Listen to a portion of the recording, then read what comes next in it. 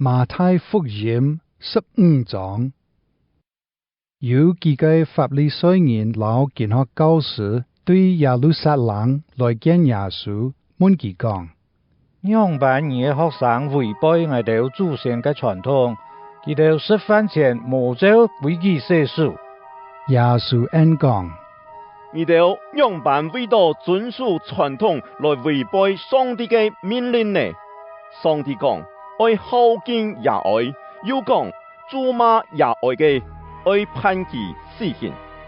你哋偏偏講，無論乜人對耶愛講，我將奉養你哋嘅東西盡做禮物獻給上帝，其實唔是孝敬耶愛，像咁樣，你哋拿傳統來廢踢上帝嘅話，假冒為善嘅人啊！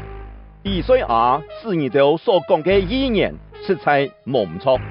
佢講，上帝咁樣講，呢條人用嘴唇皮尊敬我，總係佢哋嘅心遠遠離開我。佢哋將人嘅規定遵照我嘅命令來教人，佢哋敬拜我也係空空。耶穌收拾眾人到佢面前，對佢哋講：你哋愛聽我嘅話，也愛明白，對在入去嘅東西唔會使人無強力，對在出來嘅尚會使人無強力。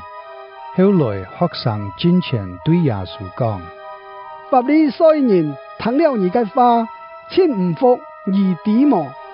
耶穌應講：唔係我天堂嘅阿爸手中嘅食物，隆重愛連肩綁鐵，莫答佢哋係盲目嘅，愛樣板為人帶路，盲目嘅帶盲目嘅，兩下隆重為跌落闊肚去。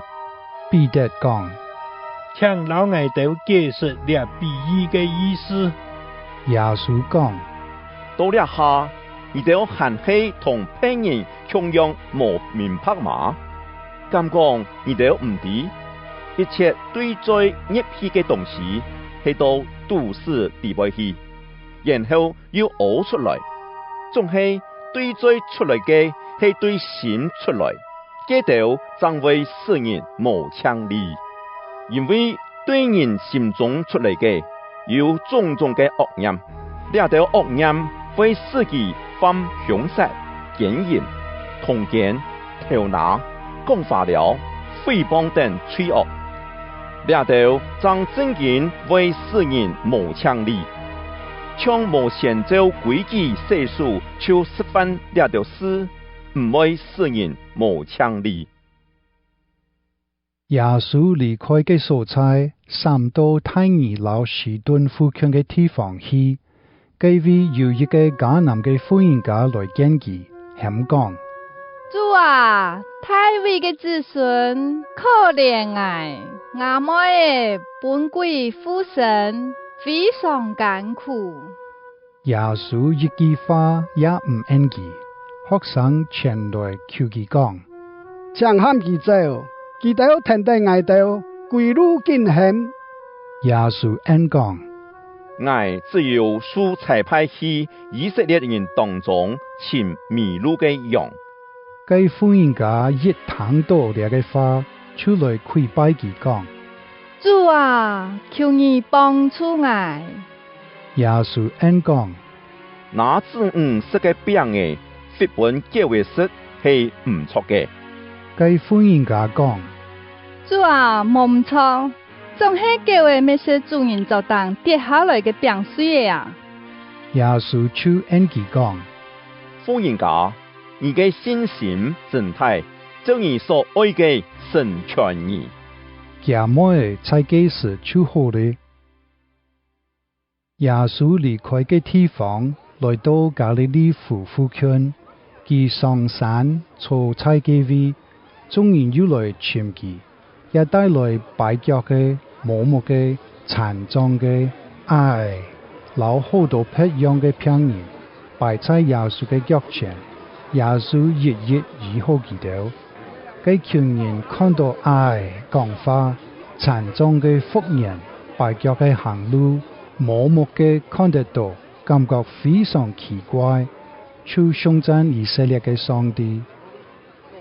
耶穌喊學生來對佢哋講：我對這群人真擔心，因為佢哋同我共下已經3日，這下冇東西好食咯。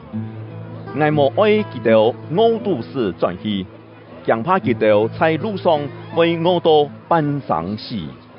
學生講：在這偏僻嘅所在，我哋愛去哪位尋安多嘅食物本這一太求人食飽呢？耶穌講：佢哋有幾多餅？佢哋應講7隻，還有幾米15嘅。耶穌吩咐眾人坐在地上，拿起嘅7隻餅嘅，撈幾米5嘅，感謝上帝後，就擘開交給學生，學生就分眾人，大家全部食到飽。學生飲食存嘅水嘅，裝滿7隻籃嘅。食嘅人，福音家老聖人嘅以外，有4000撒。耶穌就喊眾人散開，然後上船去馬加但嘅地方。